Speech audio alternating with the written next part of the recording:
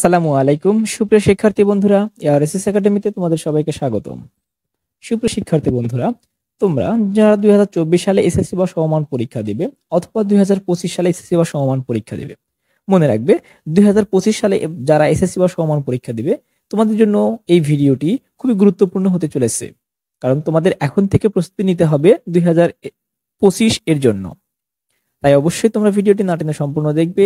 আর যারা 2024 সালে এসএসসি বা সমমান পরীক্ষা দিবে তোমাদের জন্য এই ভিডিওটি একটি সাজেশনমূলক। সুতরাং অবশ্যই তোমরাও ভিডিওটি সম্পূর্ণ দেখবে, কারণ এই জায়গাতে আমি স্টার মার্ক দিয়ে বুঝিয়ে দিব কোনগুলো গুরুত্ব কতটা বেশি। তাই শিক্ষার্থী বন্ধুরা অবশ্যই ভিডিওটি না টেনে সম্পূর্ণ দেখবে। তবে একটা কথা না বললেই নয়, তোমরা যারা আমার চ্যানেলে নতুন অথবা আমার ভিডিও দেখো কিন্তু চ্যানেলটিকে সাবস্ক্রাইব করো না, তাদের কাছে আমার রিকোয়েস্ট থাকবে অবশ্যই চ্যানেলটিকে সাবস্ক্রাইব করে বেল নোটিফিকেশন অন করে রাখবে।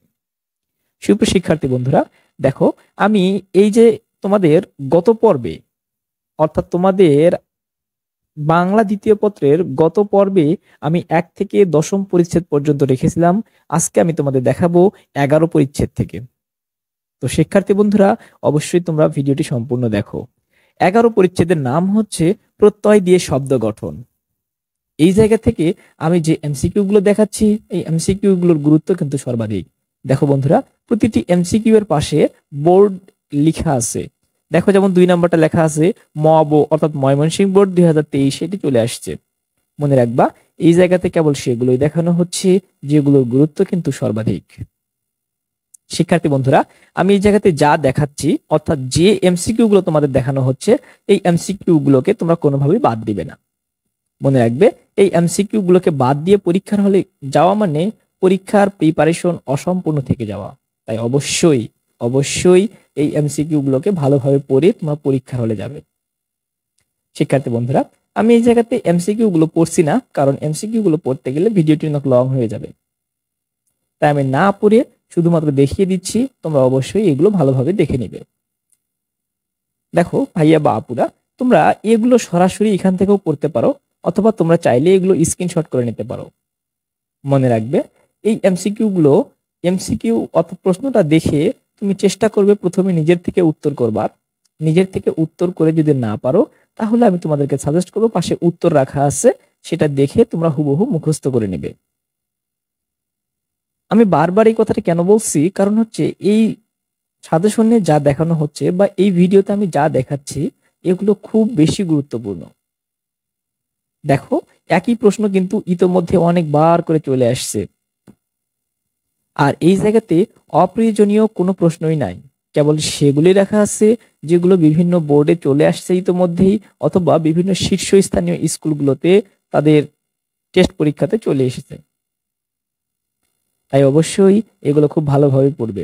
এটা প্রকৃতি এবং প্রত্যয় অধ্যায় থেকে, তোমরা অবশ্যই এগুলো খুব ভালোভাবে পড়বে। মনে রাখবে প্রত্যয় বিষয়টা বুঝে তোমার দেখা যাচ্ছে যে কিছু প্রত্যয় একটু ব্যতিক্রম ধর্মী, সেগুলো ভালো মতো পারা যায় না। তাই আমি অবশ্যই বলবো সেগুলো খুব ভালোভাবে মুখস্থ করে রাখবে।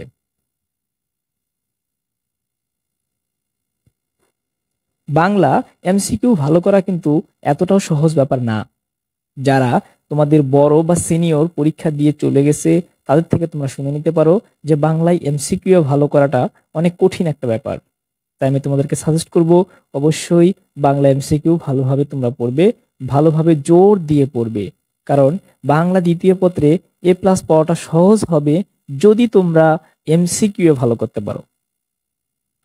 কারণ এমসিকিউ ভালো করলে লিখিত অংশে সবাই লিখতে পারে, সুতরাং তুমি তাদের থেকে এগিয়ে থাকবে শুধুমাত্র এমসিকিউ দিয়েই।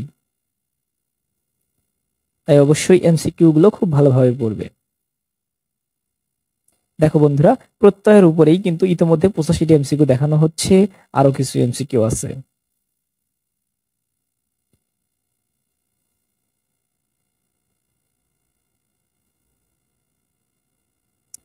এরপর দেখো বন্ধুরা, তোমাদের পরিচ্ছেদ নাম্বার 12 অর্থাৎ 12তম পরিচ্ছেদের নাম হচ্ছে সমাস প্রক্রিয়ায় শব্দ গঠন অর্থাৎ সমাস। পূর্বের বইটাতে এই অধ্যায়ের নাম ছিল সমাস। সেই সমাস থেকে কোন প্রশ্নগুলো ইতিমধ্যে চলে আসছে এখানে সেগুলো দেখানো হচ্ছে। মনে রাখবে সমাস পারতে হলে তোমাদেরকে প্রথমত সমাসটা বুঝতে হবে। সমাসটা যদিও ব্যাকরণের একটু হার্ড টপিক, তবুও তুমি যদি ভালোভাবে বুঝতে পারো তাহলে তুমি পারবে। তবে আমি তোমাদেরকে সাজেস্ট করব, তুমি যদি নাও বুঝতে পারো তুমি অবশ্যই এই এমসিকিউ গুলো মুখস্থ করবে। কারণ অনেক সময় সমাস বুঝেও উত্তর করা যায় না, যদি তোমাদের মুখস্থ থাকে তাহলে তোমরা অবশ্যই সেটা উত্তর করতে পারবে।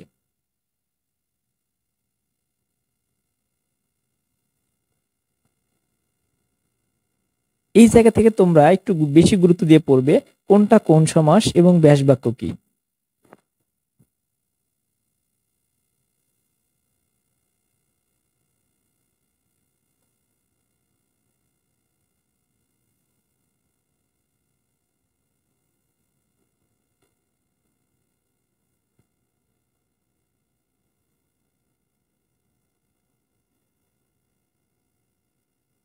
দেখো বন্ধুরা, ইতিমধ্যেই 60টি এমসিকিউ তোমাদের দেখানো হয়ে যাচ্ছে, সুতরাং অবশ্যই তোমরা এগুলো ভালোভাবে পড়বে।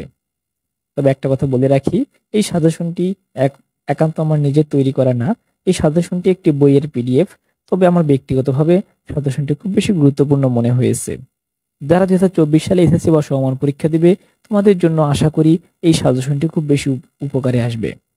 আর যারা 2025 সালে পরীক্ষা দিচ্ছ অবশ্যই অবশ্যই তোমাদের জন্য ভিডিওটি খুব কাজের হচ্ছে।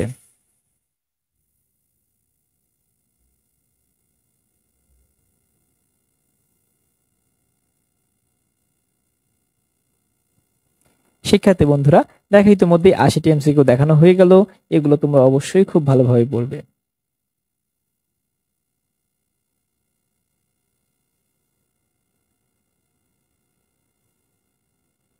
মনে রাখবে, সমাস অধ্যায়টা একটু বড়, তাই এই অধ্যায় থেকে একটু এমসিকিউ বেশি রাখা হয়েছে।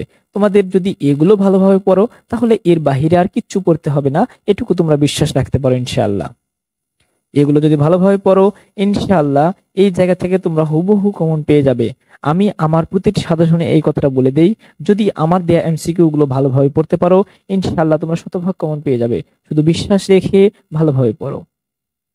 মনে রাখবে, আমি যেহেতু প্রতিনিয়ত সাজেশনমূলক ভিডিও আপলোড করছি, সুতরাং অবশ্যই আমার পূর্বের ভিডিওগুলো দেখে নেবে। পূর্বের ভিডিও যদি খুঁজে না পাও তাহলে আমি আমার এই ভিডিও ডেসক্রিপশন বক্সে সেটা লিংক দিয়ে রাখবো।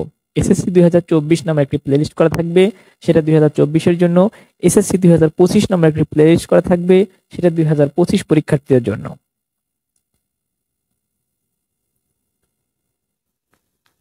দেখো বন্ধুরা, আমরা ইতোমধ্যেই সমাসের উপরে সর্বমোট 118টি এমসিকিউ দেখলাম।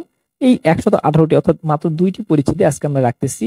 এর পরবর্তী পর্বগুলোতে অবশ্যই আমরা পরবর্তী পরিচ্ছেদগুলো দিয়ে দিব। তবে শিক্ষার্থী বন্ধুরা, এই ভিডিও তোমাদের কেমন লাগলো সেটা অবশ্যই কমেন্টসে জানিও। যদি ভালো লেগে থাকে অবশ্যই বন্ধুদের মাঝে বেশি বেশি শেয়ার করে দিও। পরবর্তী ভিডিও দেখার আমন্ত্রণ রইল। ধন্যবাদ।